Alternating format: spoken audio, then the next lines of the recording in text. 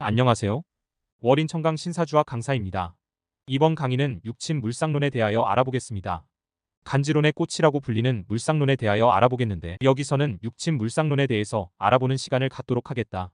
물상론에는 오행 물상론과 청간 물상론 그리고 지지 물상론과 육친 물상론이 있다. 물상론이 중요한 이유는 22간지나 육친을 실전에 사용하기 위해서는 물상 확장이 필수이기 때문이다. 육친을 인간관계로만 이해하고 있으면 사주 감명을 하는데 너무 단순한 해석을 하게 된다. 학인들이 물상론을 어렵게 생각하는 이유는 지금까지 공부하는 습관이 암기식이기 때문이다. 물상론은 암기를 한다고 되는 것이 아니고 물상을 만들어내는 근본 바탕을 알아야 한다. 또 한 가지 어려워하는 이유는 주관식 시험이 아닌 객관식 시험으로 정답을 고르는 공부를 해왔기 때문이라고 생각한다. 물상론은 개인의 주관적인 관점에서 생산하는 것이기 때문에 정답이 없다. 자신이 스스로 만들어도 정답인지를 확인하기 힘들기 때문에 어려워하는 것 같다.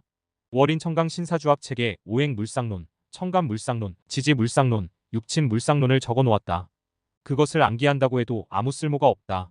무슨 근거로 그런 물상이 만들어졌는지를 모른 채 암기를 한다면 금방 잊어버릴 뿐만 아니라 전혀 실전에 사용이 불가능하다. 사주학은 암기하는 학문이 아니고 이해하는 학문이다. 무엇을 근거로 그런 물상이 나오게 되었는지를 이해하면 본인도 물상을 자유자재로 만들 수 있다. 예를 들자면 오행 물상론에서 목을 설계, 건축, 인테리어, 교육, 패션, 신문 등으로 분류를 한다. 그런데 그렇게 분류를 하는 이유가 무엇인지는 잘 모르기 때문에 물상을 스스로 만들지도 못하고 남이 만들어 놓은 물상을 암기만 하는 것이다. 그런 식의 학습 방법으로는 절대 물상론을 이해하기 힘들 거라고 생각한다. 오행 물상론에서 모기 설계라는 물상이 나온 이유는 먼저 모기라는 글자는 봄이라는 계절을 바탕으로 이름 지어진 기호이기 때문에 봄의 새로운 한 해를 계획하고 시작하는 기운을 바탕으로 설계를 만들어낸 것이다. 건축은 봄에 솟아오르는 기운으로 건축은 세워 올리는 운동과 모양을 같이 하기 때문에 만들어진 물상이다. 인테리어는 늦봄에 집의 뼈대에 여러 가지 장식이나 인테리어를 가져다 붙이는 것을 의미한다.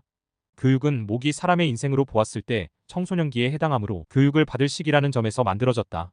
패션은 옛날에는 옷이나 이불 등 모든 제품들이 나무에서 나오는 물질로 만들어졌기 때문에 소재를 보고 만들어낸 물상이다. 신문은 모기 하루의 아침으로 분류가 되므로 새로운 소식을 전하는 도구이기 때문에 신문을 물상으로 만들어낸 것이다.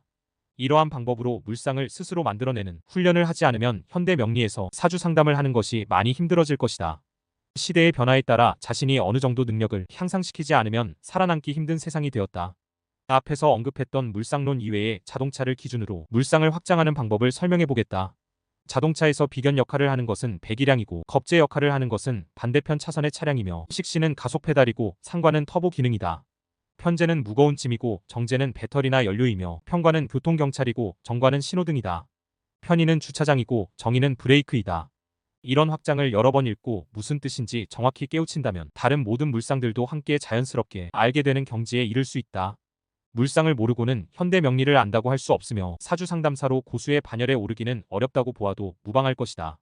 사주 공부를 시작하시기 전에 먼저 알아야 할 것이 있습니다. 1000년 전부터 지금까지 사용되어 온 사주 감명법은 격용론입니다. 하지만 급변하는 현대사회의 한계를 극복하지 못하고 격국용신 무용론이 제기되고 있습니다. 이제 새천년 사주 감명법 간지론을 공부하셔야 합니다. 후회 없는 현명한 사주 공부를 위하여 신중한 선택을 부탁드립니다. 시청해주셔서 감사합니다.